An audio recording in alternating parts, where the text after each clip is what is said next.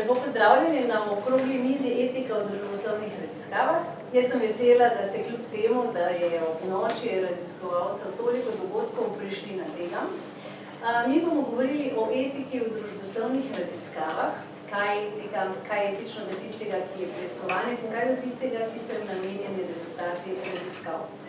Zdaj, te odgovore bomo poskušali najti, jaz mislim, da jih bomo bolj iskali z izrednim profesorjem dr. Samom Buhanom z Fakultete za družbene vede Univerze v Ljubljani in Centra za raziskovanje javnega mnenja in množičnih komunikacij, kjer izvajate projekt Slovensko javno mnenje, eno najdaljših raziskav pri nas, družboslovnih raziskav, ki se bomo posebej dotaknili.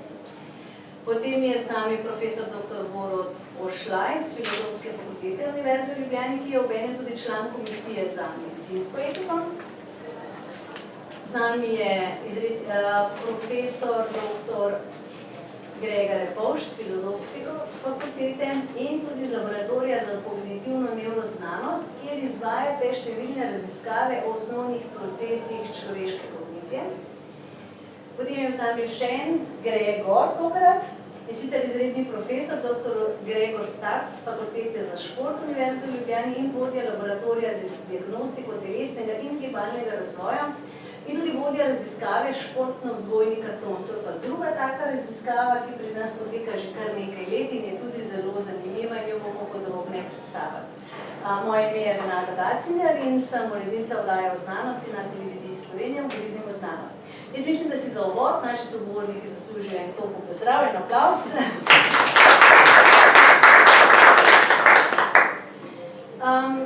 V prvem stoletju je Celsius opravičeval poskuse na obsojenih kriminalcih tako, da bo njihovo trpljenje v dobrobit številnih nedolžnih ljudi še leta naprej. Zdaj potem, seveda se je v tem času veliko zgodilo, danes so stvari povsem drugačne, pa vendar je v tej zgodovini različnih raziskav na ljudeh prihajalo do zelo veliko neetičnih raziskav, neetičnih dogodkov. Pa bi profesor Ošlaj najprej vprašala vas, kako je pravzaprav to mogoče, če lahko rečemo, da je po eni strani pa tista etika ena sama in velja že od nekdaj? Res? Ena sama in velja od nekdaj. Mogoče najprej za začetek čisto terminološke nejasnosti, da razčistimo, smo potem lažje pogovarjali. Z etiko praviloma mislimo, in to večina vendarle upam, da ve, teorijo moralnega delovanja. Etika je preprosto kritičen razmislek o načini človekovega moralnega delovanja, občutenja, vrednotenja in tako naprej. In to vemo, da se skozi stoletja spreminja z spremenjenimi družbenimi razmerami. V tem smislu težko govori o eni sami etiki, vendar je pa treba dodati, in to je najprej zdaj podtom vašega vprašanja, da pa vendarle obstajajo norme, za katere lahko rečemo, da se bolj ali manj ohranjajo skozi različne civilizacije, skozi različne čase in prostore. To sem ciljala prav na to stvar, ne? Vedno bi delovali v dobro ljudem. Ampak tukaj natanko nastane zdaj problem. Po eni strani govorimo o tem, da so določene vrednote večne, tako kot sočutje, pravičnost, prijateljstvo, pomagati bližjemu, trpečemu in tako naprej. Tudi pogum, klasične vrednote, po drugi strani pa se ravno zaradi dilem sodobnega časa, zaradi razvoja tehnologij, biomedicine, biotehnologije, zaradi kompleksnosti sodobnega sveta, vedno znova soočamo s problemom, da klasične vrednote, ki jih poznamo, na katere smo se skozi stoletja sklicevali, pravzaprav ne pomagajo dosti pri reševanju sodobnih problemov. In tukaj potem postanejo glavni problemi. Tudi znotraj raziskovanja nam ne pomaga dosti vprašanje sočutja in prijateljstva in tako naprej, ko raziskujemo vprašanje možnosti raziskovanja matičnih celic ali eutanazije, kako se oddajajo projekti. Na ta vprašanja oziroma na ta vprašanja seveda rabimo drugačne odgovore. In tu se potem stvari včasih zelo, zelo zapletejo. Pa recimo, a je to stvar vsega tega, da je svet danes bolj zapleten, ali je stvar tudi tega, profesor Repovž, bi pa vas vprašala, da se je v bistvu to področje začelo nekako tudi samo regulirati, da so se v bistvu postale neke potrebe, da je treba raziskave delati, izvajati drugače kot včasih. Ja, če se vzmemo čist, mogoče iz nekega širše perspektive etike v splošnem, v to, kako presojamo etičnost nekih civičnih raziskovalnih projektov raziskav, potem tukaj zagotovo velja to, da eno je, da s tem, ko izvajamo raziskave, prihajamo do znanj, ki nam povedo nekaj o tem, katere kakšni konteksti, katere dejavnosti so lahko za človeka škodljive, katere ne. In ko ugotovimo, da nek eksperimentalni protokol recimo lahko pripelje do hudih emocionalnih posledic pri posamezniku, bomo naslednjič, kadar bo prišla neka taka, ker smo želeli, ko tako raziskava delati, lahko prišla v pregled etične komisiji, bo sedem njegova presoda dosti bolj stroga, pa bomo rekli, ja, ta raziskava pa nekako, če se vrnemo na dobrobit, prinaša manj dobrobiti, kot pa dejansko škode udeležencu ali pa družbi v splošno.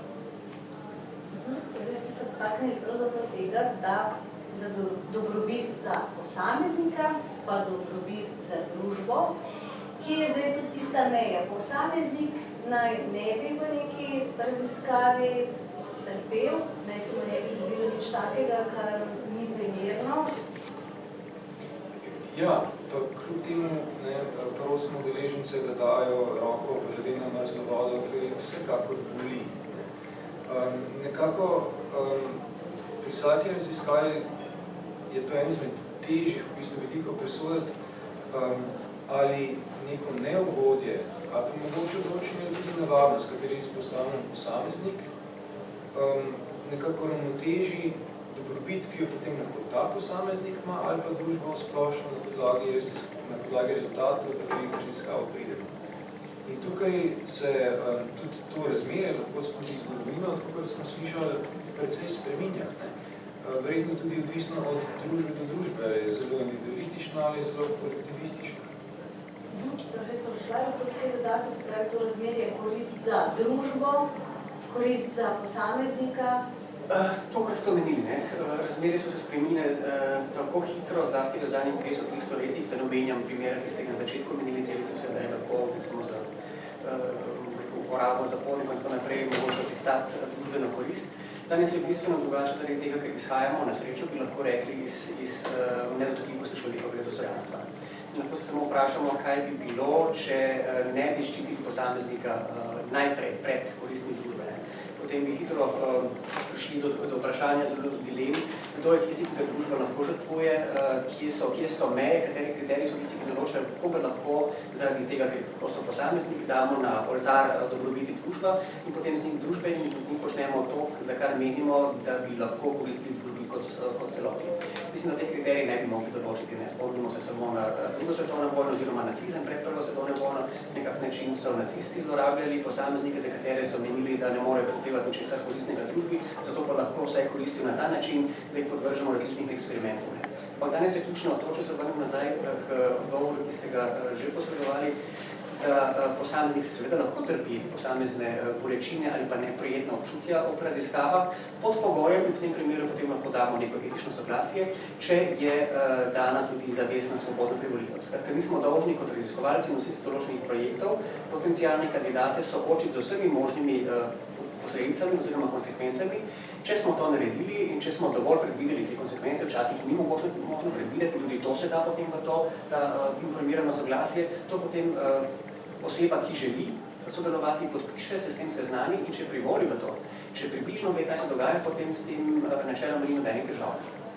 Zdaj mora biti osebna zavestna privolitev v to. Ja. Vi ste član komisije za medicinsko etiko. S kakimi zadevami se pravzaprav pri vas najbolj srečujete? Že ste povedali, posamezniki morajo dati soglasje, vedeti morajo, kaj se bo v teh raziskavah z njimi počelo. Kaj je še tisto, na kaj ste pravzaprav vi pozorni in katera je tista raziskava, za katero bi vi rekli ne, te se pa pravzaprav ni primerno, da se izvaja?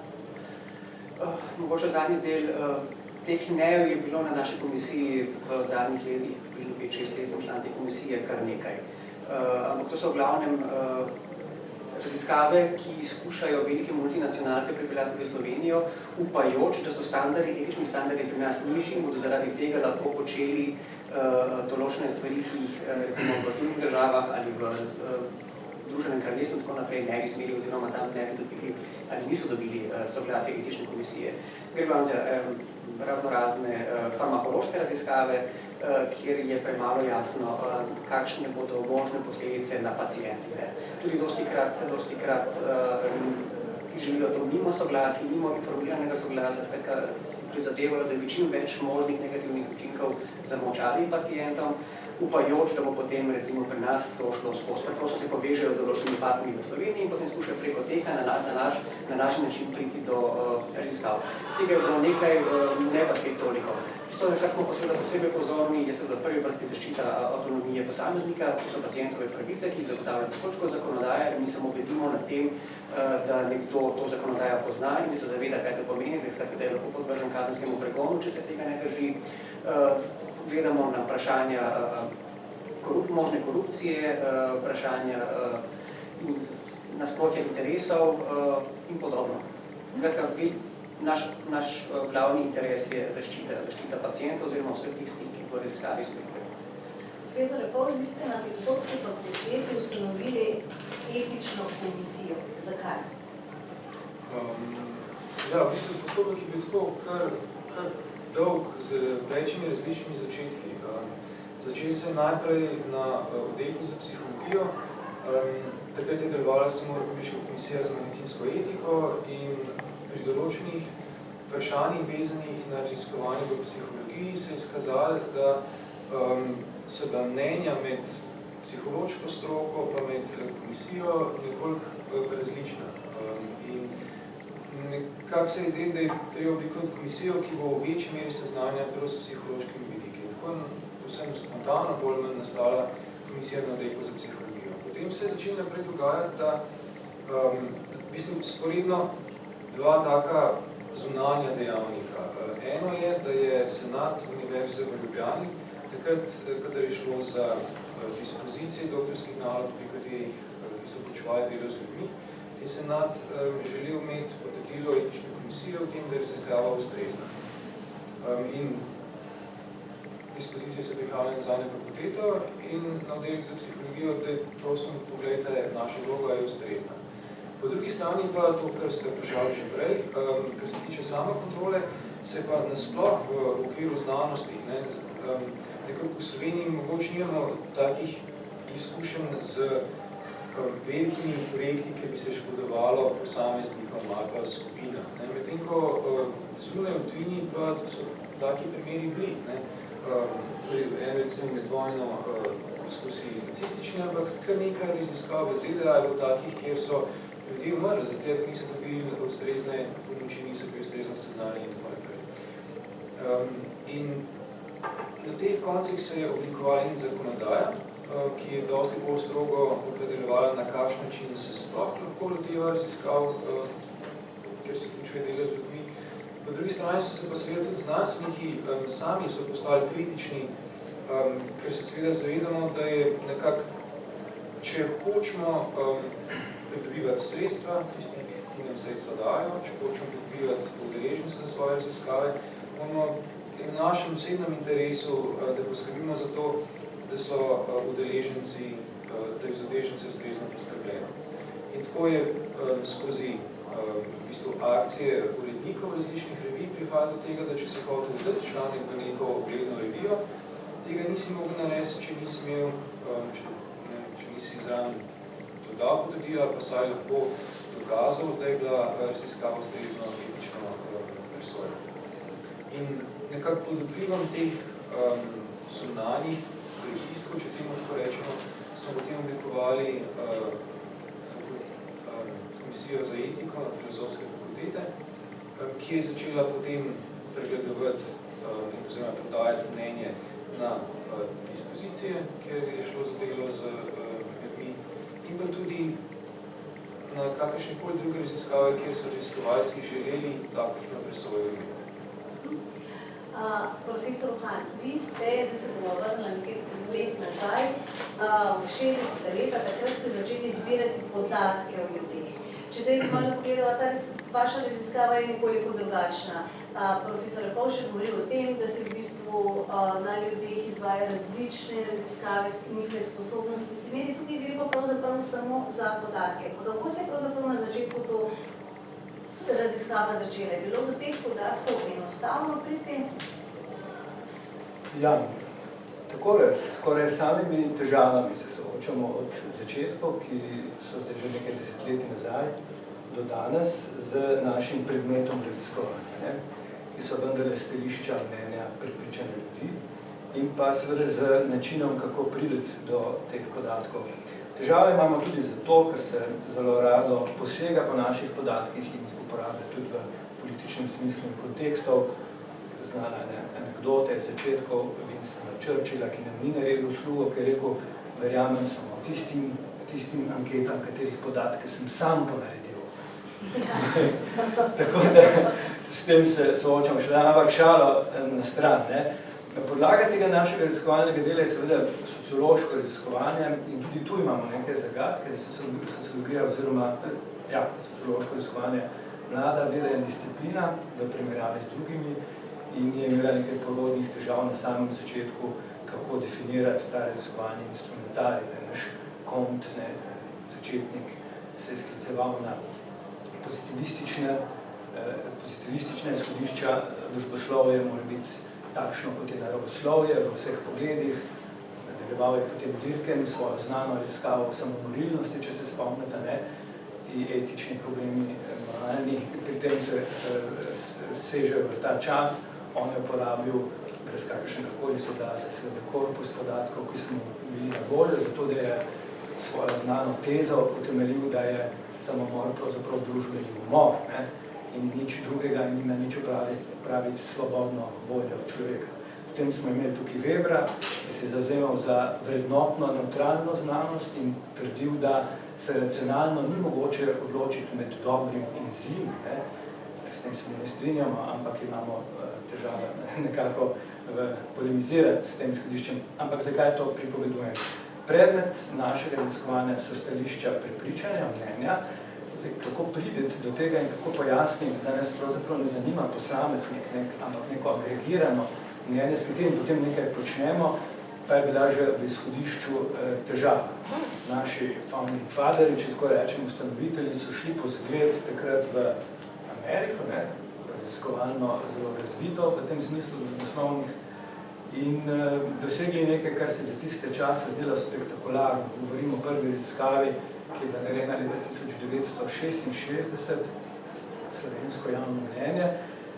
Sporna pa zato, ker je bilo mogoče oblikovati vzorec, reprezentativen, spravi na osnovi tega reprezentativnega vzorca, potem rezultate posplošiti na populacijo, priti samo tako, da so posegli takrat v register prebivalcev Republike Slovenije, ki ga je imela seveda policija.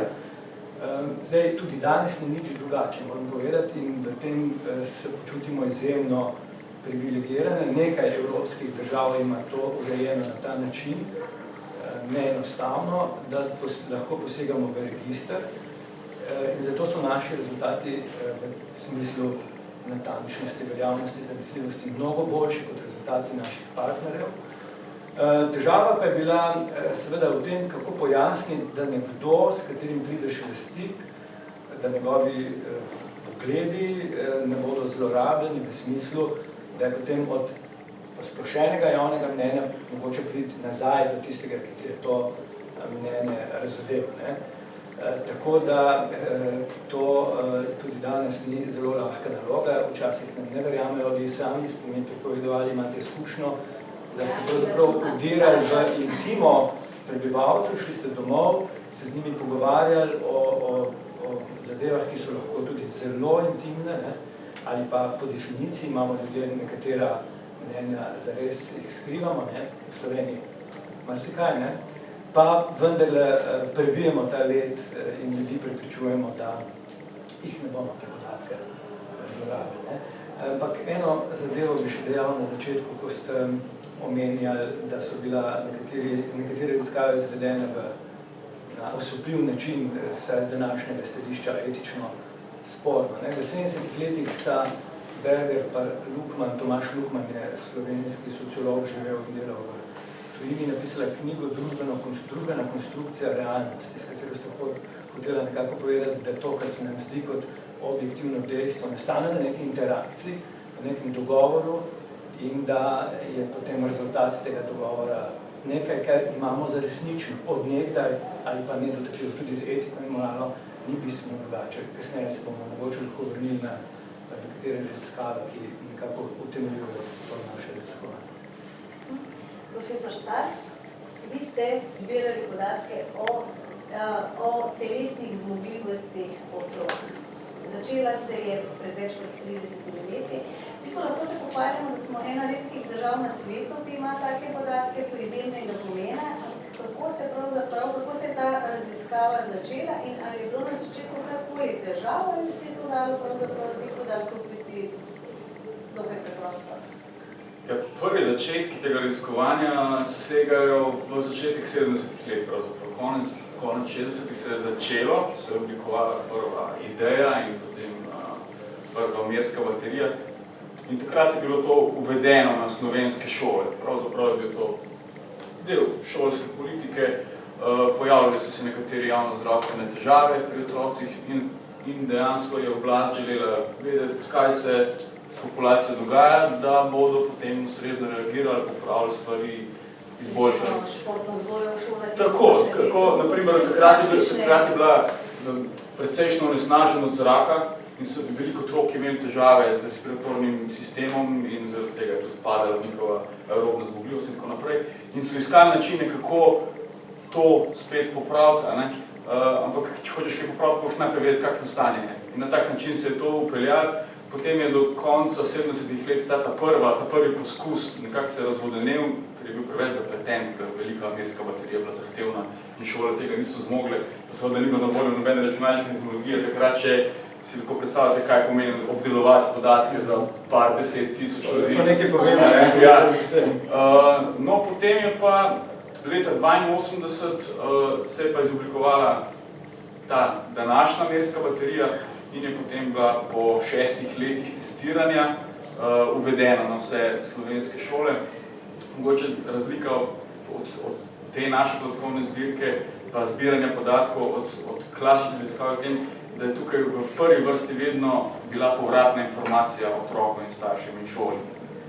Se pravi, primarno ni šlo za zbiranje podatkov za raziskovalne namene, to je bila neka sporedna stvar, in tudi še danes funkcioniramo na tak način. Nam je bistveno, da ko dobimo podatke, da je šola dobi nazaj obdelano za vsakega otroka v roku enega tedna, in da dobivajo sprotne informacije, kaj se z otrokom dogaja, kakšne težave v razvoju se vidi in tako naprej. Na začetku seveda ni bilo nobenih soglasij, to je bilo obvezno za vse. Potem je pa leta 96 je bilo pa uvedeno soglasje, pozitivno soglasje, se pravi, vsaka šola mora hraniti vsa soglasja, starš mora dati soglasje, ali gor piše ja ali ne, ni važno, šola mora to hraniti in imeti na razpolago, pride inšpekcija, da pogledajo, ali starši soglašajo ali ne. Tako da moram biti kar zadovoljen s tem, kaj se dogaja, namreč nam število otrok, ki se vključujejo, narašča, ne upada. Mi smo zdaj tam nekje na 96% vključenih otrok vsako leto. To je v zadnjih 5 letih smo na tem nivoju. Prej nam je že padalo tam pod 94, 93, zdaj v zadnjih letih pa skozi narašča, zaradi tega, ker so starši otrok, ki so danes starši, so bili sami kot otroci že merjeni, baterija je nespremenjena in danes lahko neposredno primerjajo svoj razvoj z razvojem otrok, zato stvar postala toliko zanimiva za uporabnike. So se zdaj dotaknila enega področja, kako hranite podatke, kdo lahko do teh podatkov pride, se pravi, ali lahko najdemo od tega, pa bomo še nekaj časa dopustili. Profesor Repovž, vi ste sodelovali z Univerzo Yale in z Univerzo St. Louis v Združenih državah Amerike in ko ste raziskovali, tam ste morali najprej upraviti nek online seminar, da ste sploh lahko začeli sodelovati v tej raziskavi, kjer je šlo za udeležence. Ja. To je bilo zame v bistvu tako kar presenečenje. Pri nas ne skozi izobraževanje samo, kaj šele formalno strani neke zakonodaje, ni nekega postopka, pri kateri bi človek, ki stopi v stik z človeškim udeležencem, bi moral biti prej seznanjen z nekimi osnovnimi načeli, kako sploh pridobiti obveščeno soglasje in na kaj tega plaziti in tako naprej. V ZDA, pa tudi v nekaterih drugih državah, Je pa to zakonsko urejeno. Vsaka organizacija, ki se ukvarja z raziskovalno dejavnostjo, mora imeti svojo lastno komisijo, tudi so zastopani tako znanstveni interesi, neznanstveni interesi, strokovnjaki z področja laiki, ki vsako raziskavo prisodi in vsakdo, ki še preden sploh stopi v stik s človeškim udeležencem, mora upraviti tečaj, ki se ga največkrat izvaja v obliki spletnega izobraževanja, šele ko dobi potrdilo, da je ta tečaj upravil, lahko pristopi do človeka, pa reče, danes pa Grega, raziskava obsega to pa to, pojasni, da za podpisati obveščeno soglasje in potem naprej z njim izvaja kakšno raziskavo vprašanje. Ima etična komisija za raziskave v medicini kakršnakoli pravila tudi glede tega, kdo lahko izvaja raziskave, kaj mora ta človek prej opraviti? Strokovne, gotovo. Ne more nestrokovnjak opravljati posamezne raziskave na področju geriatrije, nekdo, ki nima kvalifikacij, ali na področju interne medicine in tako naprej. Gotovo, ampak večina raziskav je vezanih bodisi na tiste, ki jih mi ocenjujemo oziroma dajemo soglasje, vezana na disertacije in pa na raziskovalne projekte, ki so prijavljeni bodisi pri nas, znotraj naše države ali pa multicentrične. Posod gre za kvalifikacije v ozadju, za katere morajo se predložiti tudi ustrezna dokazila in pa seveda vse garancije hiše, znotraj katere se bodo raziskave izvajale, skratka, odgovorne osebe. Profesor Lohan, ali kaj morajo pravzaprav anketarji danes narediti, preden jih vi pošljete, da zbirajo vse te podatke o posameznikih? Jaz se to sicer res nekaj let nazaj bežno spomnim, ampak mislim, da je danes mogoče že drugače. Anketarji naredijo tisto, kar jim raziskovalci naročimo, torej od nas največ odvisno. In seveda smo najprej zavezani čisto zakonodaji, kako bomo ravnali s tem registrom prebivalstva, do katerega imamo dostop in potem naprej. Naši anketarji pridejo, kot rečeno, na dom k anketirancem in jim povedo nekaj, kar empirično ni čisto točno. Sicer kaj, da nas zanimajo samo njihova mnenja, in nič drugega. V resnici je pa anketa sestavljena kot nek test znanja.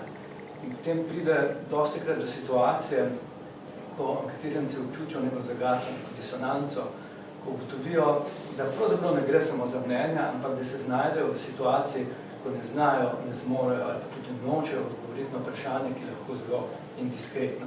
Ampak ne prekinejo komunikacije v tistem trenutku, ker veljajo neke zavezujoče norme, vljudnosti, komunikacije, poskušajo sodelovati in poskušajo se zmazati iz te zagatne situacije, biti kooperativni, biti prijazen in narediti ta obisk za koristen. Čeprav bi morali v tistem trenutku prekiniti pogovor.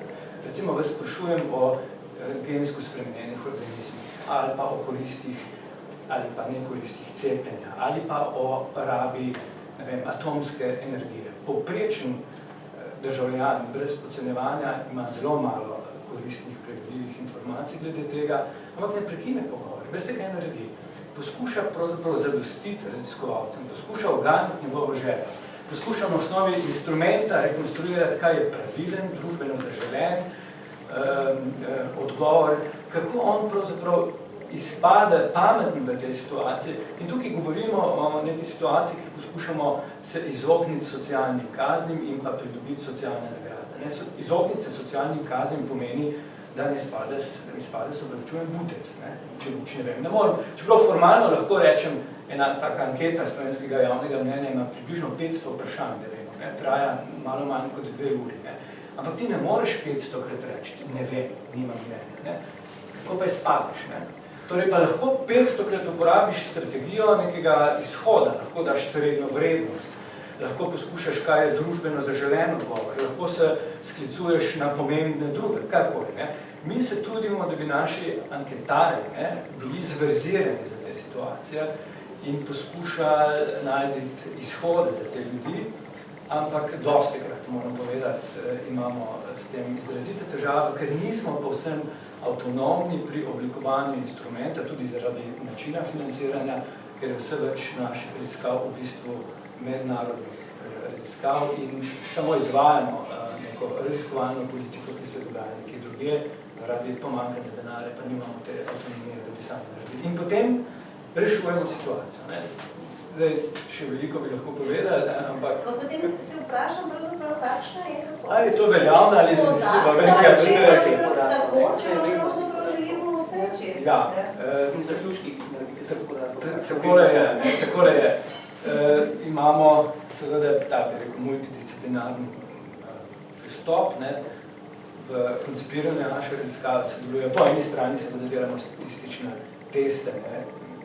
Cronbach-Alpha instrumente, ali je konsekventno dosledno, malce poskušamo testirati odgovor iz prvega dela vprašalnika, korelacijo ugotavljati z odgovori iz drugega, če gre za logično ekvivalentna vprašanja, pa ugotoviti, ali so ljudje ugibali ali smiselno odgovarjali zapleteno.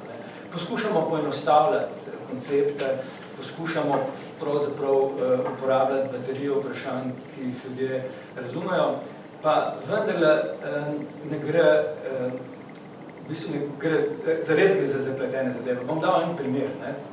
Ugotavljamo, ravno kar smo upleteni do vratu, ne, v eno raziskavo, reče se evropska raziskava vrednot, ne, ker poskušamo ugotoviti vrednotne profile prebivalcev Evrope oziroma prebivalcev držav, ki sodelujejo v tej raziskavi.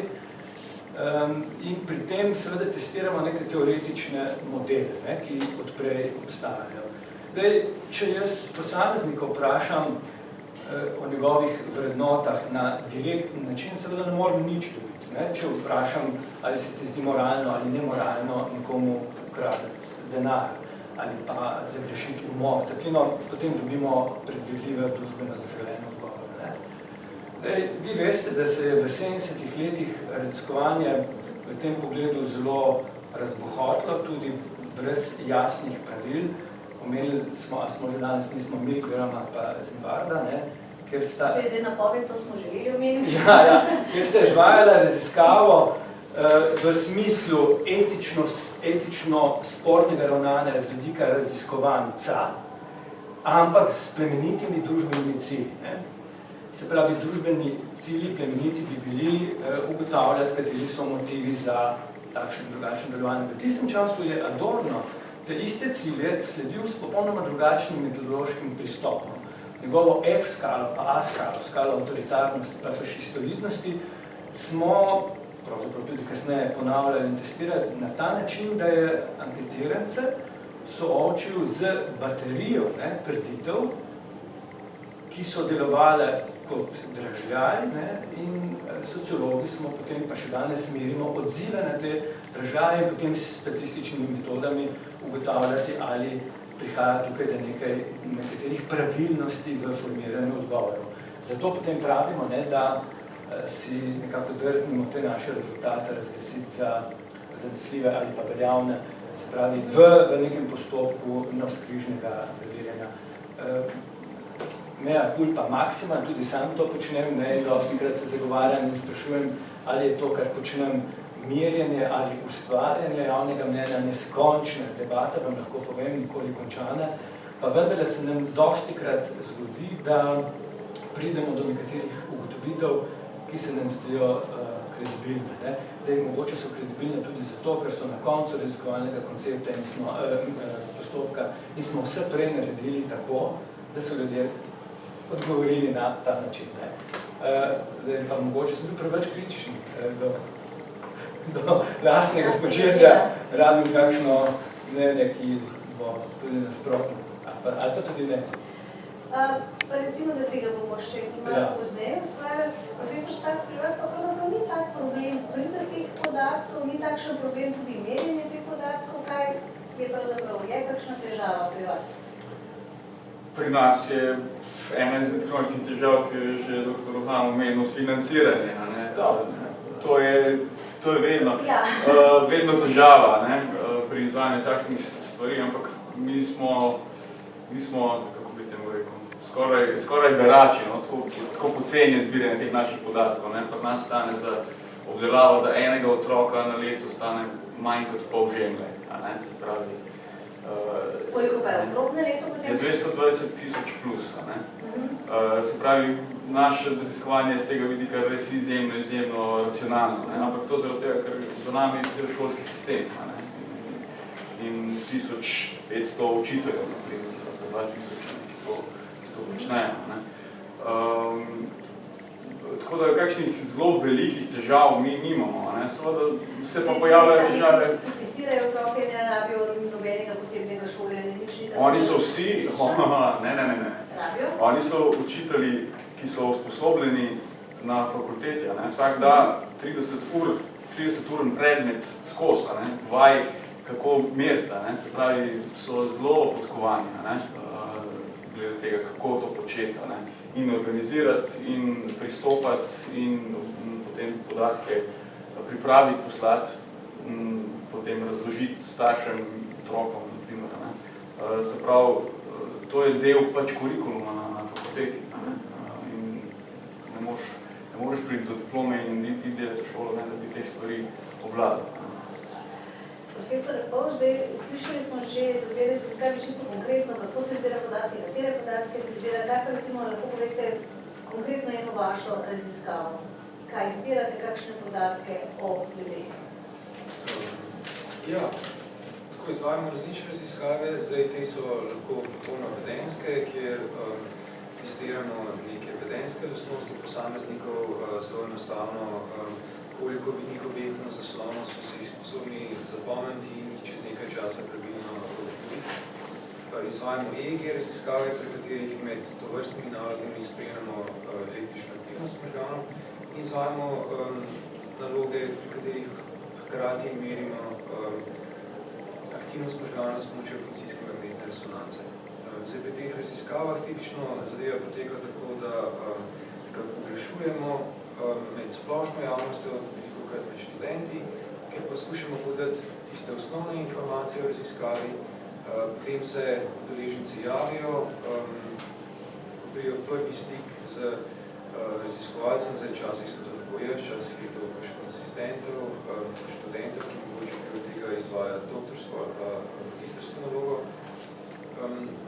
In tam potem bolj podrobno pojasnimo, kaj naloga obsega, kaj se od njih pričakuje, kakšne so prednosti, če so udeležbe v taki raziskavi, kakšne so lahko mogoče slabosti, največkrat je to, da je dolg čas gledati v zaslon 1 uro in se poskušati stvari zapomniti. Potem jih prosimo za podpis obrazca v obveščenem soglasju, nalogo izvedejo in na koncu, predvsem takrat, kada gre za študente, v vsakem primeru poskušamo tudi podati neko povratno informacijo, kakšne so naše pričakovanja, zakaj je namen, treba povedati že na začetku, na koncu pa bolj specifično, zakaj je bilo nekaj narejeno, tako kot je bilo narejeno, kaj bi njihovi rezultati lahko pomenili. V določenem delu raziskav, kjer pa naprej določenih stvari ne moramo povedati, ker bi spremenile že samo vedenje udeleženca, se potem še dodatno pojasni, kateri so pa nekako skriti parametri v raziskavi, ki jih nismo naprej povedali, zakaj njih nismo naprej povedali, da razkrijemo polno, kaj je bil namen raziskave v določenih vidikov raziskave. Ali svoje udeležence v raziskavi plačate? Ne. Oziroma, tako, ne. V eni izmed raziskav, ki jo trenutno izvajamo, je tako, da in v obliki bona poskušamo povrniti nekoliko za njihov čas, ki se ga v to investirali, ali pa zato, da so pač tja prišli za prevoz in tako naprej. Eno izmed pravil etičnih v raziskovanju je, da se udeležencev nekako ne sme siliti ali na takšen ali drugačen način prekomerno spodbujati k sodelovanju, na njih pritiskati. In tudi denarna spodbuda je neke vrste pritisk. Medtem, ko je to v tujini dosti bolj sprejeto, da se za udeležbo v raziskavah plačuje, je v Sloveniji, se mi zdi tudi na Komisiji Republiške za medicinsko etiko, tako kar uveljavljeno, da načeloma se zares za raziskave ne plačuje, ampak kvečem povrača za nek vložen trud, nabor, potne stroške, eksplozijo. Profesor Šlekar, pa medicinske raziskave po navadi, raziskave zdravil pa so plačane. Mislim, za farmakološke. Tako. Koliko jaz vem, ja. V zadnji je vendarle močan poslovni interes multinacionalk, ki vlagajo ogromno sredstev v te raziskave, zato potem kako ta zdravila dobro prodajajo. A je to etično, da so plačane? To je za nas še eno vprašanje. Mislim, imam nekaj težav s tem vprašanjem. Če ga postavimo čisto obšo ali pa splošno raven, potem vaše vprašanje manj predpostavlja, da obstajajo raziskave, ki naj ne bi bile plačane. Raziskava je določeno delo.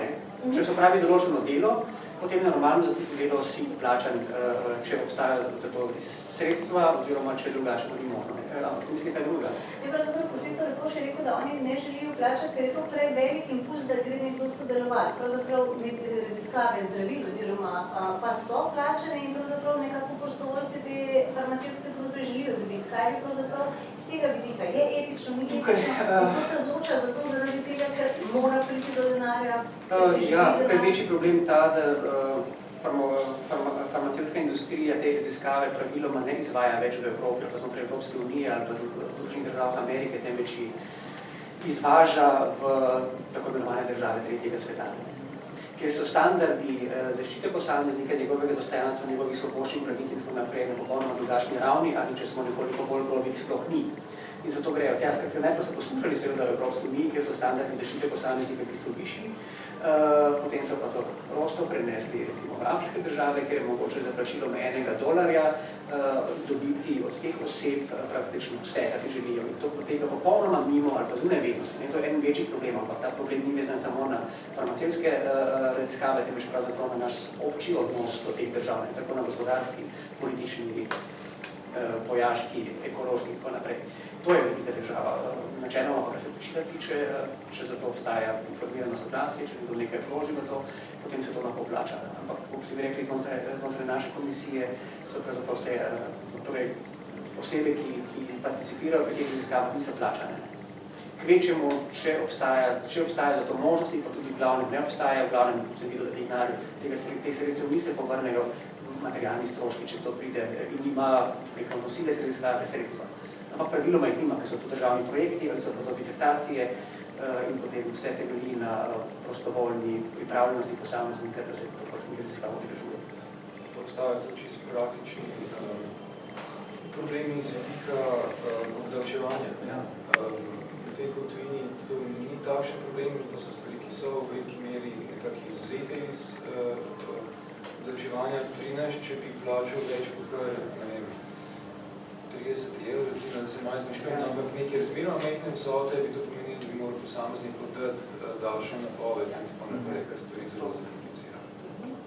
Vi ste prej, profesor Han, vi ste prej že omenili Zimbarda in njegov znan poskus, verjetnosti mislili tega, ko so 20 ljudi za 2 tedna zaprli v zapor in jim razdelili vloge. Polovica jih je bila zapornikov, druga polovica pa je bila varnostnikov, paznikov v zaporu. Zdaj, z današnjega vidika verjetno se strinjamo, da je šlo nekako za neetično študijo. S plemenitimi cilji. S plemenitimi cilji. Ja. Kontekst širši družbeni, v 70-ih letih so se te raziskave izvajale, ko so odrasli otroci staršev, ki so imeli za sabo izkušnjo drugo svetovne vojne in pa seveda vedenja, kaj ideologija lahko prinese v sabo, da govorimo o znanih dogodkih koncentracijskih taboriščih in seveda s spraševanjem, ali je mogoče, da se ta strašna zgodovina, ta strašna usoda ponovi. Ali je mogoče, da nimamo civilizacijskih varovalk, ki bi nas obvarovali teh dogodkov, ki smo jim priča. Zdaj, zdi se, da sta Zimbardo, pa tudi Milgram, gre za eksperimente avtoritarne podredljivosti, dokazala, da pravzaprav ni civilizacijskih varovalk, ki bi katerokoli generacijo ali pa kogarkoli obvarovali pred participiranjem udeležbi v najbolj strašnih zločinih, če seveda manipuliramo z družbenimi okoliščinami. Zdaj, ti eksperimenti v 70-ih letih so bili tudi močno kritizirani. Najprej iz tega, kar ste omenili, da so etično sporni, ker udeležencem niso bili prikazani končni cilji raziskave, potem, da so se izvajali v laboratorijskih razmerah čistih, ki so v življenju vendarle zelo redke, ne, in da so bili zato ti rezultati takšni, se veste, ne, poznate, približno 70-80% populacije je bilo pripravljeno sodelovati v mučenju, tako rekoč ljudi, dajanju elektrošokov, mislili so, da dajo elektrošoke, če so bili pravzaprav potolaženi, da je avtoriteta, raziskovalec tisti, ki prevzema moralno breme in odgovornost. Adorno se je takrat spraševal, moralni filozof, seveda takrat in sociolog, ali so takšne raziskave etične, mislim, da je to spodobno, in pravzaprav izumil nek inovativni pristop, prej smo ga omenili, in mi se na to še naprej sklicujemo. Tisto, na kar bi jaz na tej točki upozoril, je, da se seveda raziskovalci soočamo z mnogoterimi nevarnostmi, neetičnega ravnanja v zasledovanju ciljev, ampak te zgodbe niso tako stare, kot se zdi, lahko so tudi zelo sodobne. Ko sem prej omenil evropsko raziskavo vrednot, najnovejšo, vam lahko povem, da smo imeli nedavno sestanek z raziskovalci iz Hrvaške, ki nam pripovedujejo pravzaprav o zelo dramatičnih razmerah, ki jih pogojuje družbeni kontekst. V tej raziskavi namreč sprašujemo ljudi tudi o njihovem odnosu, stališčih, prepričanih do abortusa in pa do evtanazije in do drugih podobnih tem, in nas raziskovalci z Hrvaške prosijo, glede na to, da smo mi na nek način njihovi mentori, uvajamo jih to raziskavo, je pa mednarodna raziskava, ali lahko izposlujemo pri koordinatorju, da se nekatera vprašanja na Hrvaškem ne bi sploh postavila, gre za tako znano samocenzuro. Pripovedovali so nam in tudi z dokazi podkrepili primere, znane, mogoče bi kolega kaj več na to temo informacij, kjer se v nekaterih okoljih dogaja do izrazitega porasta ugovorov vesti pri zdravnikih, predvsem pri izvajanju abortusa, pa podatki vendarle kažejo, da ne gre za spremembo v stališčih teh zdravnikov, pač pa za upoštevanje družbenega pritiska, demonstriranje konformnosti, ker je vendarle ogrožena avtonomija raziskovalcev, če se ne podredijo v tem smislu nekemu družbenemu konsenzu, zahtevi, da so to sporne ravnanja. Se pravi, gre za samo cenzuro raziskovalcev. Ta je bila prisotna tudi pri hrvaških raziskovalcih, ko so prosili, če nekaterih vprašanj o abortusu sploh ne bi postavili v hrvaške raziskave. Seveda to ni mogoče. Ko sva prej govorila tudi, kako pridemo do nekih rezultatov. Če jaz našega anketiranca vprašam, ali on to podpira, ne podpira, nikoli ne vprašam direktno. Zato včasih pridemo do zanimive situacije, ko na koncu pa vendarle sprašujemo tudi direktno o njegovih političnih prepričanih stališčih ali pa v primeru abortusa in reče, veste, na to vprašanje pa ne bom odgovoril, ker je pa moje intimno mnenje. In mi to seveda spoštujemo, tudi ima možnost anketiranec to povedati, zavrne ali pa pusti prazno. Zadeva je pa seveda ta, da bi mi v tistem trenutku radi rekli, pa ne rečemo, se ti pravzaprav ni treba odgovoriti na to vprašanje, ker vemo, kakšno je tvoje stališče do tega vprašanja, ker si to že 500-krat povedal z odgovori na 500 vprašanj.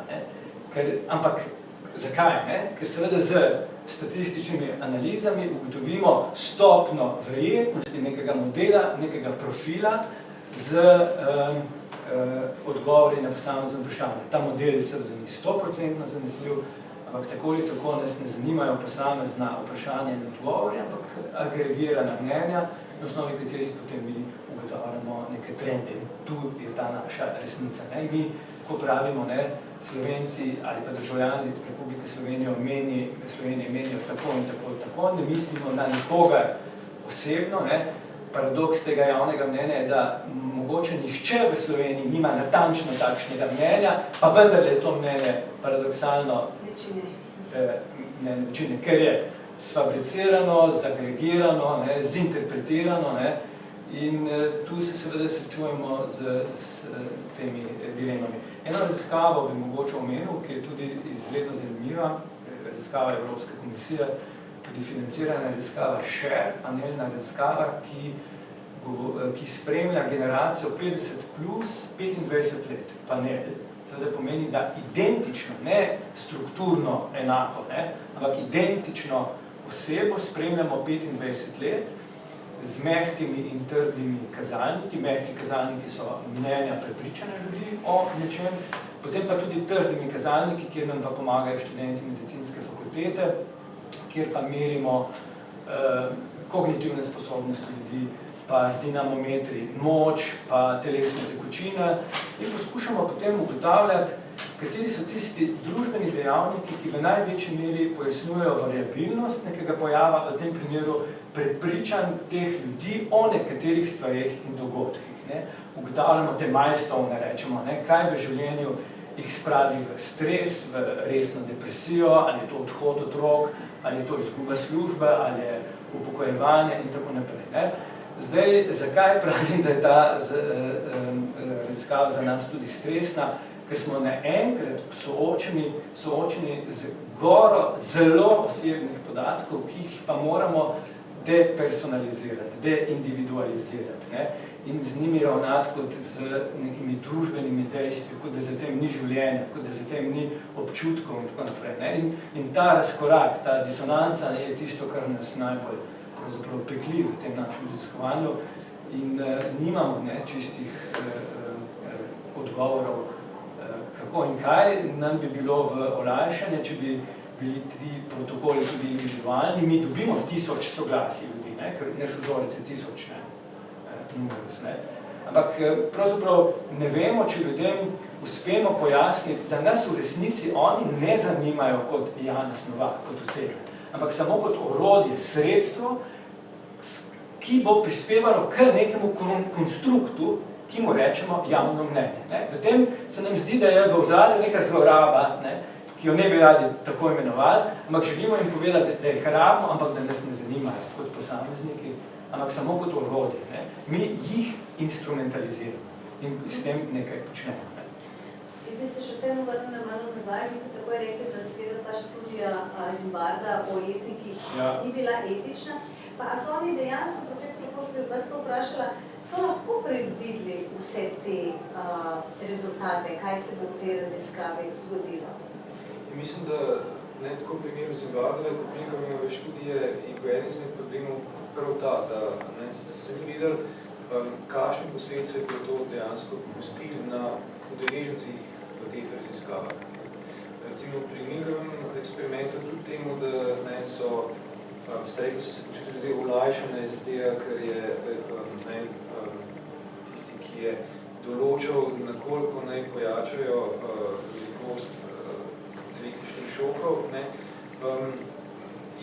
Na podlagi tega so res dal vse izvršilno dejavnost, aktivnost, ampak veliko njih je potem še leta zatem poročal o hudih te meta-analize so potem to pokazali. Ja, o hudih emocionalnih posledicah. In za tega take raziskave danes na takšen način ne bi več dovolili delati. Zanimivo je, da recimo Zimbardovo raziskavo so ponovili. Nedolgo tega v Angliji, pri čemer pa so ravno zaradi vsega znanja, ki se je nabralo v originalni raziskavi, celoten postopek tega personja, na kakšen način raziskavo izvesti, nadziranje raziskave so seveda dosti bolj zaostrili in tudi tam so raziskavo predčasno končali, ko so ugotovili, da je škodljiva za udeležence. To soočenje udeležencev z rezultati je bilo tisto, kar je bilo najbolj šokantno. Soočenje s pošastjo v sebi. A je to mogoče? Sam apropo temu, zanimivo, v 90-ih letih je pokojni hrvaški sociolog Srđan Vrcan delal raziskavo, ko se je spraševal, a se vendarle nismo nič naučili in se nismo, glede Srebrenice in zločinov, kjer nekako potrjuje te elementarne ugotovitve, ta avtoritarna podredljivost, sindrom avtoritarne podredljivosti in pa seveda sklicevanja na avtoritete v določenih družbenih okoljih, ki priznavajo avtoriteto, recimo duhovnikom, vojaškim poveljnikom, figuri očeta v familiji in tako naprej. Pravi, gre za neka družbena okolja, ki znano čislajo te avtoritete in vrcan takrat nekako potrjuje te elementarne ugotovitve, če tudi vrčan je bil potem sam kritiziran, da prečino neke sekundarne podatke in sklepov nekaj. Okay. Samo če se vrnem k temu, da ste dejali, neposredno povezano, ko ste dejali, da danes takšne raziskave ne bi bile več možno izvajati, ker ne bi dobili nobenega etičnega soglasja v drži. Edino, kar je treba pri tem pripomniti, zato da sem naredimo celovitejšo sliko, je ta, in o tem sem prej posebno že govoril, da se vendarle izvaja. Takšne, drugačne, morda še hujše, ne do tem, da še ne bomo. Vedeti moramo, da obstajajo raziskave znotraj dnevne svetlobe, znotraj zakonskih prostorov, znotraj demokratičnih držav. Vse tisto, kar tukaj spodleti ali pa kar se že vnaprej ve, da ne bi bilo odobreno, tam posamezniki, preveč zagreti posamezniki in roko na srce vemo, da med nami vse so, posod, skušajo te raziskave potem izvajati tam, kjer jih nihče ne nadzira. Ker to se vedno dogaja, skratka obstaja neko podzemno raziskovanje. Na Kitajskem, v azijskih delih, afriških delih in tako naprej. In tam se potem skrupulozno, brez skrupulozno se eksperimentira, o rezultatih ne vemo, o žrtvah ne vemo nič, če pride do kakšnega velikega odkritja, se ga potem prenese, če ni več neposrednega ogrožanja, potem se ga prenese v razviti svet, kjer se potem vse to lepo izpelje znotraj urejenih predpostavk, zakonskih regulativ in etičnih norm. Ne da bi vedeli, kaj se dogaja zunaj. To ne govorimo o tem, koliko tega, vemo pa, da to je. In če poznamo dovolj človeško naravo in glede na aktivite, ki jih počnete, pa tudi če tega ne bi počeli, dovolj je samo, da opazujemo ljudi okrog nas, bomo točno vedeli, kaj vse se v tem svetu dogaja, kaj nam vedno znova dviguje lase in tako naprej. Torej, poznaš pravilo še ne pomeni upoštevati. Daleč od tega. Ljudje iščejo razne poti, da bi se izognili vsem čerenim oviram, ki jih onemogočajo pri tem, da bi oni svojo strokovno odličnost lahko izkazovali, poklicne ambicije in čisto osebne interese. Žal. Mislim, da je še na nekaj, dobro, kar tudi predstavljamo izmed elementov, ki jih presojamo, etično ustreznost raziskav in izmed kartonine. Tako, ko ste prej menili, da vi ste podali tudi tiste stvari, ki vplivajo lahko negativno na posameznika. Načelno takrat, kadar tekom raziskave ugotovimo dejstva, na podlagi katerih lahko sklepamo, da je posameznik ogrožen, smo kot raziskovalci dolžni ustrezno ukrepati. Kar pomeni, da že če v okviru neke raziskave uporabljamo recimo vprašanje depresivnosti, pri katerih je eno izmed vprašanj o tem, ali nekdo razmišlja o samomoru ali načrtuje samomor. Če imamo tako vprašanje vključeno v raziskavo, potem je obvezno del celotnega raziskovalnega postopka tudi vključevati to, da se v takem primeru kontaktira ustreznega psihoterapeuta ali neko drugo osebo, ki bo potem temu udeležencu lahko naprej pomagala. In smo dolžni v takih primerih poskrbeti za to, da človeku pomagamo. En izmed očitkov ali pa razlogov, zakaj je prišlo do tega, so začeli te etične komisije uveljavljati v zakonodaji v ZDA, je bil primeren ene raziskave, kjer so spremljali učinke sifilisa, pa so enostavno udeležencem, za katere so vedeli, da imajo sifilis, tudi takrat, ko je prišlo do odkritja penicilina in mi lahko pomagali, so enostavno odrekali pomoč, da so lahko še naprej ugotavljali, kakšne so dolgoročne posledice sifilisa. Danes se tega ne bi smeli privoščiti in kadarkoli neka raziskava lahko bodi si pripelje tega, da ugotovimo neko tveganje za udeleženca, ali pa kjer lahko zaradi tega, v neki zgodovinski raziskavi, če sprašujemo po vojnih pobojih, pripelje do negativne čustvene reakcije, ki je lahko predvidljiva, moramo imeti postavljeno v zadnji celotni sistem, kako bomo človeka, pri katerem je lahko prišlo do emocionalnih, neželenih reakcij, kako mu bomo lahko pomagali, kako bomo naprej usmerili, kako bomo lahko preprečili, da bi udeležbo naše raziskavi nanj imela lahko negativne posledice. Je danes kaj takega, kaj zaradi teh vedno strožjih pravil pravzaprav ne morete početi, če pač delamo te raziskave v našem okolju, če se pravzaprav usmerimo na te, ne pomislimo na tiste, ki jih izvajajo kljub temu nekje v skrito pred očmi javnosti. Recimo, Mingermova raziskava je bila s prevaro. Pravzaprav ljudje, ki so kaznovali, tisti, ki so dejali napačne odgovore, niso vedeli, da so pravzaprav oni predmet raziskave. Če bi vi recimo želeli raziskovati, kdaj, kako ljudje lažemo, če bi jim prej pravzaprav to povedali, od te raziskave nimate dobrih odgovorov. Ali so, katere zadeve so, ki jih danes več ne morete raziskovati? Ja, to je fajn imeti kakšne čist konkretne primere. Zdaj, včasih se da neko raziskovalno vprašanje do njega prijeti na malo drugačen način, kot ste pa rekli, s temi listnice pa šest. Včasih je pa tako, da dejansko ne moramo neke raziskave narediti, če bi predhodno udeležence seznanili s tem, kaj je namen raziskave. Takrat je potem težka naloga Komisije za etiko, da presodi, ali bodo zaradi prevare lahko prišlo do negativnih posledic za posameznika, tako kot je bilo recimo v primeru mikromalih raziskav, in zares ne gre brez prevare, in ali bo nekako spoznali, da temu prišli, nekako tehtala prevaro, ki je bila uporabljena. Zdaj, take, v katerih bi dejansko lahko prišlo do nekih dolgoročnih, negativnih, psihičnih ali pa fizičnih posledic, si predstavljam, da je danes najbolj možnih sredstev. Kaj mislite vi? Kaj lahko pravzaprav je danes to področje omejeno, da pravzaprav je veliko stvari, ki bi jih mogoče kdo želel raziskovati, pa se ne raziskujejo. Mogoče ne vem, ali bi lahko raziskovali neko ranljivo skupino, ki sama pravzaprav ne more dati privoljenja osebno. Vedno se mora posameznik sam strinjati. Govorila smo o tem, ali bi lahko recimo raziskovali ljudi, ki imajo demenco. In bi pravzaprav dali pri polni zavesti soglasje, ko se ne bi spomnili, ali se lahko z njimi raziskuje ali ne. Bi ga morali dati še enkrat. Sicer pa, kar se tiče soglasja, vse otroci so tudi lahko predmet raziskav. Če raziskujemo, recimo, jaz sicer naj poudarjam, nisem medicin, sem filozof, zato govorim tukaj o zadevah, ki jih slabše poznam, kot samo splošno govorim o teh izkušnjah, ki jih imam, ki sem si jih pridobil na delu na Komisiji za medicinsko etiko. Če raziskujemo vpliv nekega zdravila ali pa pri otroški bolezni, potem lahko te teste izvajamo samo na otrocih. Otroci do 15. leta ne dajo privolitev, dajo pa njihovi starši. Nekdo, ki ne daje privolitve, je še vedno lahko predmet raziskave, če zakonski zastopnik za njega to lahko stori in je pripravljen to storiti.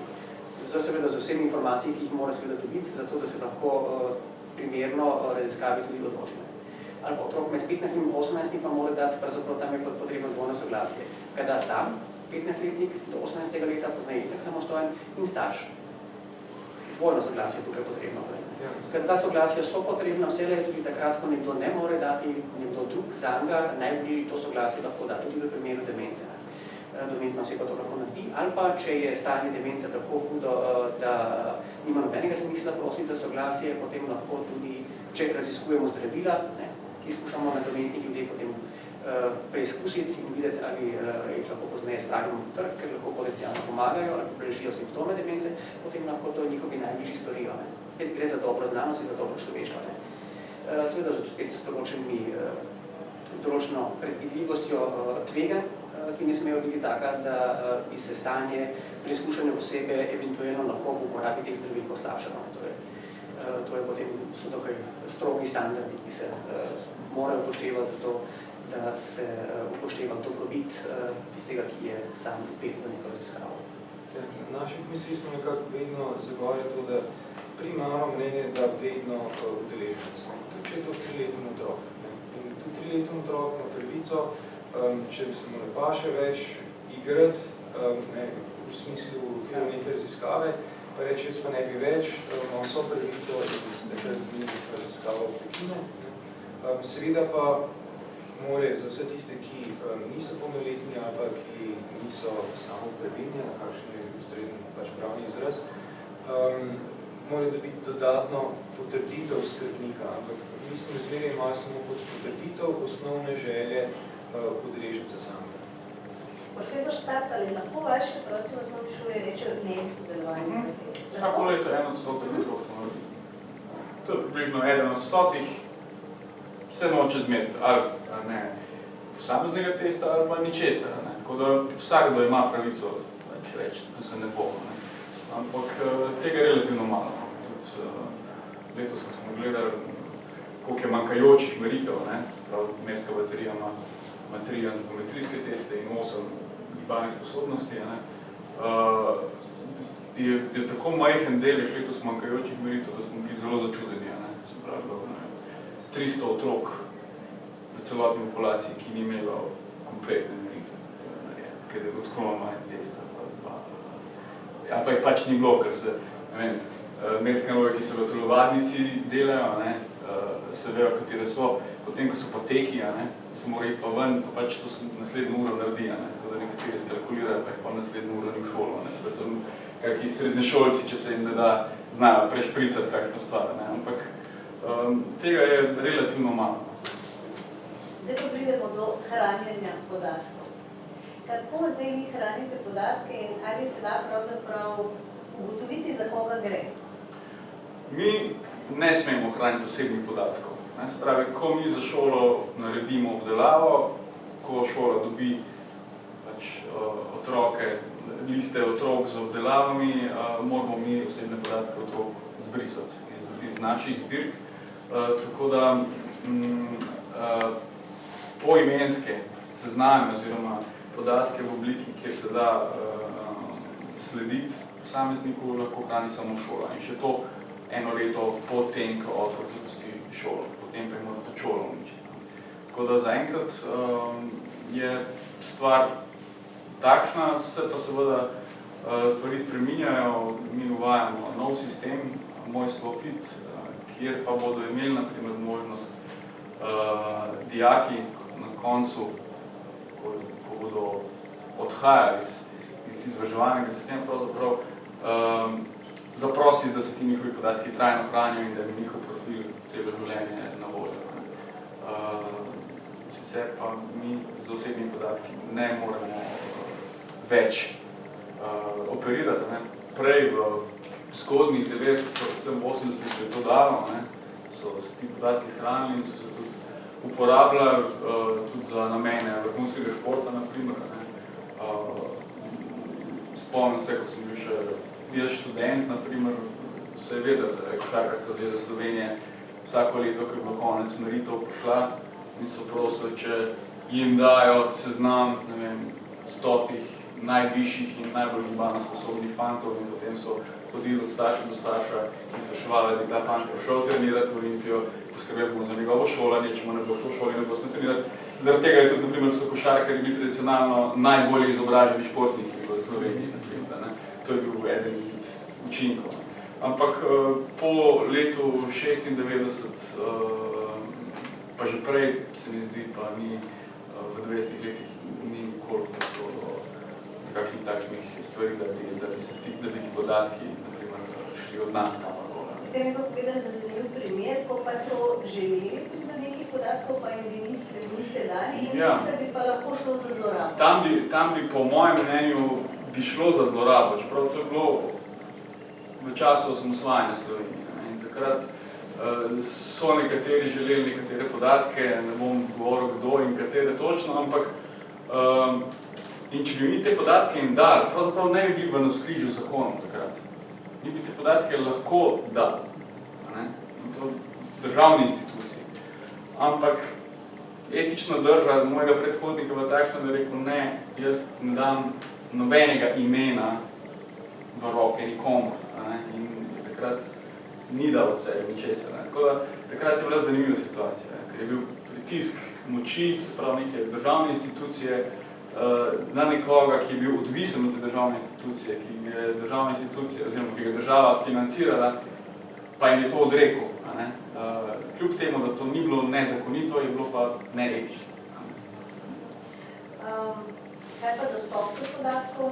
Kdo lahko dostopa do teh podatkov? Ja, se pravi, do podatkov posameznega otroka lahko znotraj posamezne šole dostopa učitelj oziroma tisti učitelji, ki so za to pooblaščeni, seveda starši. Jaz kot vodja raziskave in tisti, ki največ podatkov moram pregledati, imamo pogled takrat, ko se podatki čistijo in obdelujejo, potem ta pogled tudi jaz zgubim. Dejansko vse podatke, vsako leto vidim samo jaz. Potem sta še dve osebi, ki vidita delno podatke, ker vsak obdela kaj, in to je to. In tukaj za nas je to težava. Mi ne želimo, ne smemo imeti velikega kroga ljudi, ki bi te podatke lahko pogledovali. Dela je pa ogromno. Jaz bi lahko imel 10 ljudi, ki bi to delali, pa ne morem imeti. Ne upam imeti in ne smem. Lahko bi imel samo, to bi pomenilo nesorazmerno velike zagate in težave za nas, logistične. Tako da to pomeni, da takrat, ko se podatki obdelujejo, se bolj malo spi. To so 3 meseci, kjer se dela po cele dneve in pol noči, da podatki hitro pridejo nazaj do uporabnikov, da dobijo povratno informacijo, še preden se šolsko leto zaključijo. Profesor Repoš, kako vi hranite podatke, pred kratkim ste kupili sef? Spravi vas sef očitno. Ja, do določenega dela. Tako nekako pravilo, ki se ga držimo, je, da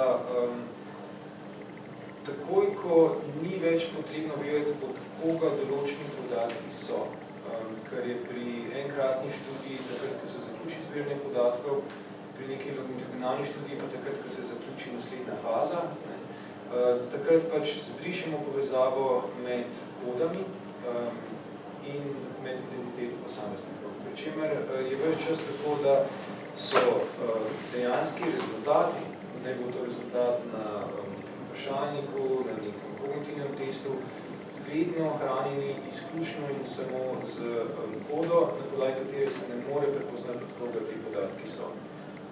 Povezava med kodo in posameznikom je vedno hranjena ločeno in zaščiteno. In za tega sef, za tega datoteke, ki so ustrezno enkriptirane. In po zaključku zbiranja podatkov se pač te uniči fizično oziroma pač zbriše. To nekako je v največji meri z etičnimi načeli, vsaj tako, kot jih interpretiramo, in hkrati tudi največja zaščita za raziskovalce, ker takoj, ko hraniš osebno identificirane podatke, za sabo potegne to precej kompleksno zakonodajo, na kakšen način morajo biti podatki hranjeni, zaščiteni, kako imajo ljudje, kako omogočiti ljudem dostop do njihovih podatkov, in temu se s tem, ko jih po nekateri terminologiji deblokiramo, da identificiramo, kako že, skratka, uničimo povezave med posameznikom in njegovimi podatki, se temu izognemo. In takrat so zares podatki zgolj na nivoju skupine ali pa podskupin podeljenih glede na demografske podatke. Pričemer je treba seveda pri tem biti pazljiv. Če hranimo demografske podatke, to ni rojstni datum z dnevom in pomočni se celo uro. Podatki so deidentificirani samo takrat, kadar za nekimi normalnimi vloženim naporom ni možno ugotoviti, za koga gre. Ni dosti, da se zbriši samo ime in primer. Dosti, da treba zapisati še marsikaj drugega.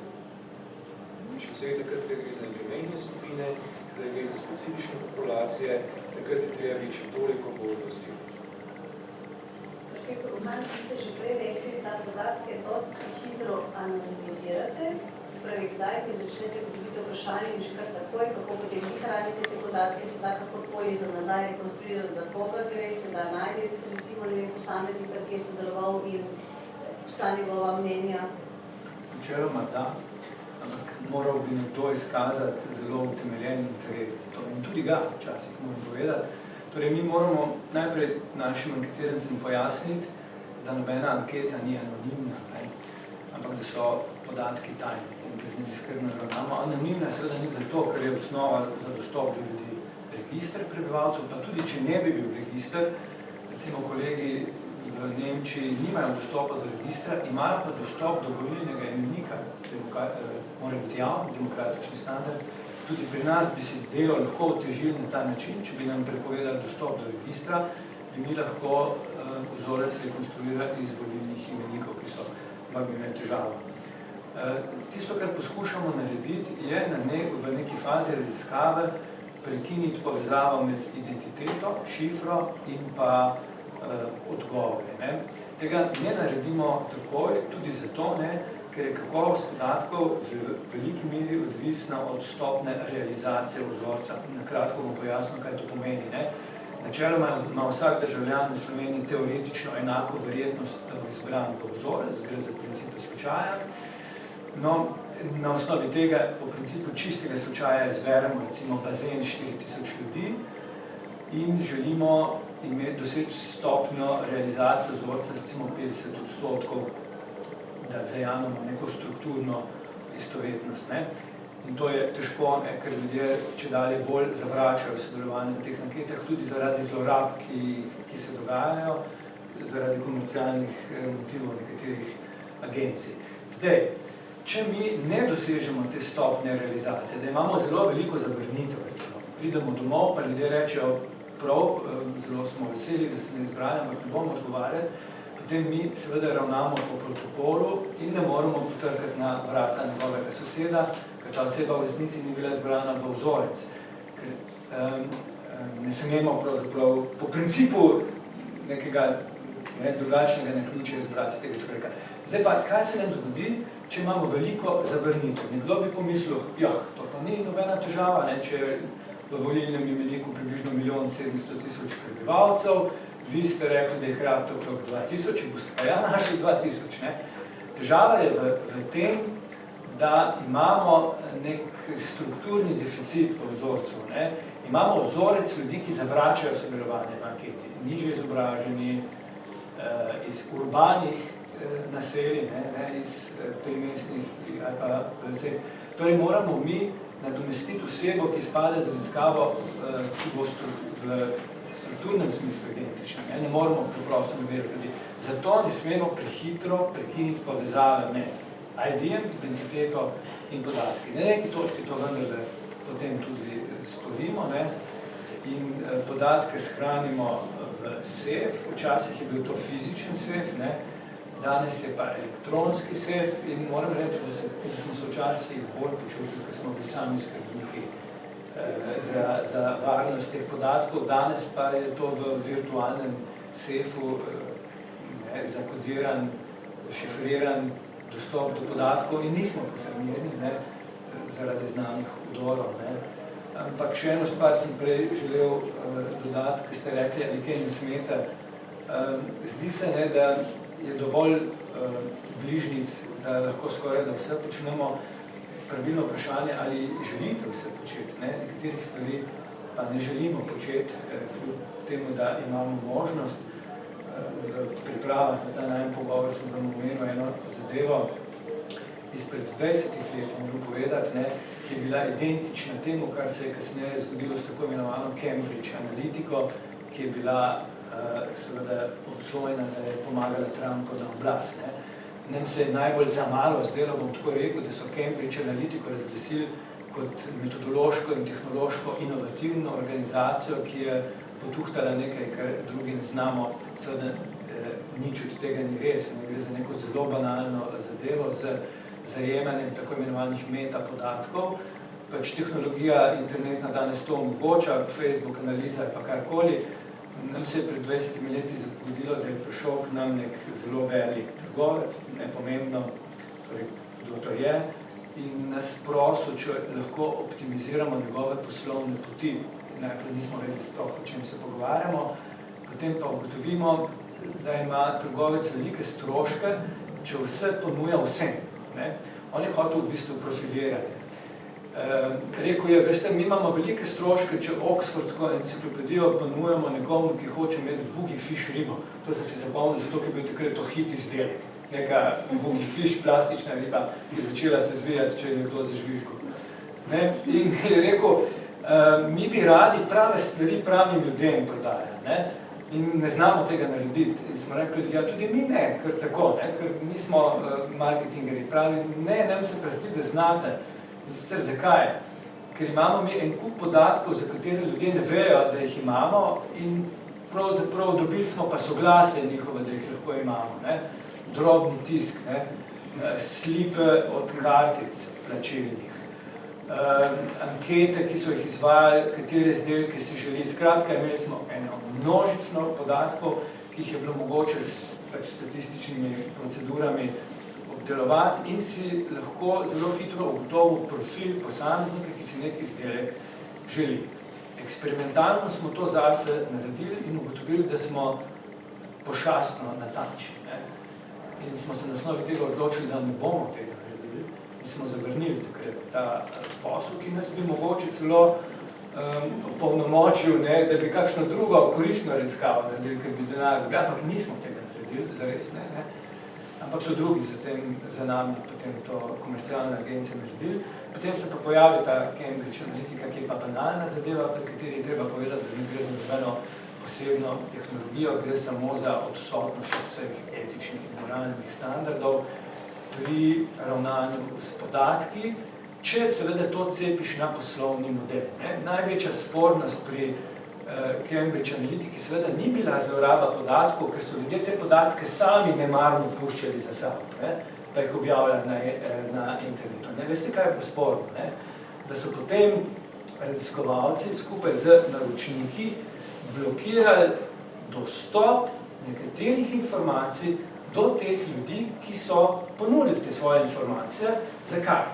Ker so z raziskavami ugotovili, da gre preprosto za čisto navadni oglaševalski kanal in da ljudje se dalj časa zadržimo na vsebinah, ki so ekscesne vsebine. In ker je teh ekscesnih vsebin zelo kmalu zmanjkalo, so se jih začeli preprosto zmišljevati. Če so recimo zame ugotovili, da sem skrajni levičar, recimo, potem so naenkrat začeli blokirati informacije, ki bi me utegnile odvrniti od tega mojega prepričanja in so me začeli seveda polniti z informacijami, ki so me utrjevali v prepričanju, da imam prav. Nedavno je bil v Guardianu 14 dni nazaj objavljen nek članek, ki govori ravno o tem z naslovom: Ali mislite, da so vaša stališča ekstremna?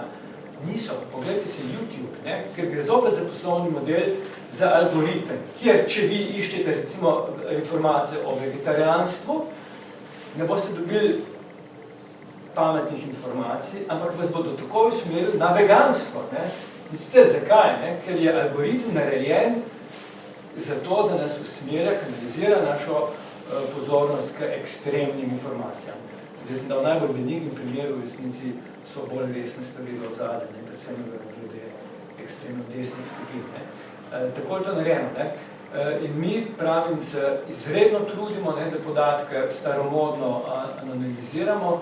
Tudi ljudje so navajeni zdaj spraševati, če so varni potem, ko z nami sodelujejo v istem hipu, mogoče isti večer ali pa kaj pa vem kdaj, pa vidimo, da je ta naš anketiranec na Facebook profilu ali pa Twitterju objavil stvari, ki vas morajo zaskrbeti. Puščamo sledi nemarno za sabo. In pridem nekdo in to uporabi. Če lahko tukaj še dodam, pritisk kapitala tudi na raziskovalce je velik, je izjemen. Tudi smo imeli primer 3 leta nazaj, ko smo začeli delati v enem Horizon projektu, da je en velik proizvajalec sladkih pijač si zaželel biti partner v tem projektu. Absurd je bilo pa to, da je bil celoten projekt vreden 700.000 evrov, toliko je pač bil budžet, oni so pa prišli z kočko z milijonom evrov, samo če so lahko zraven.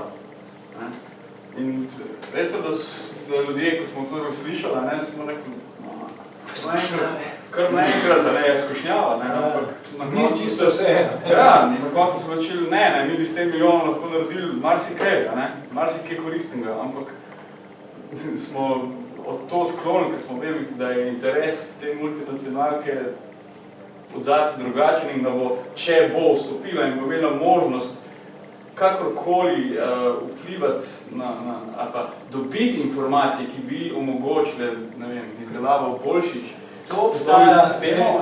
Narašča ta problem.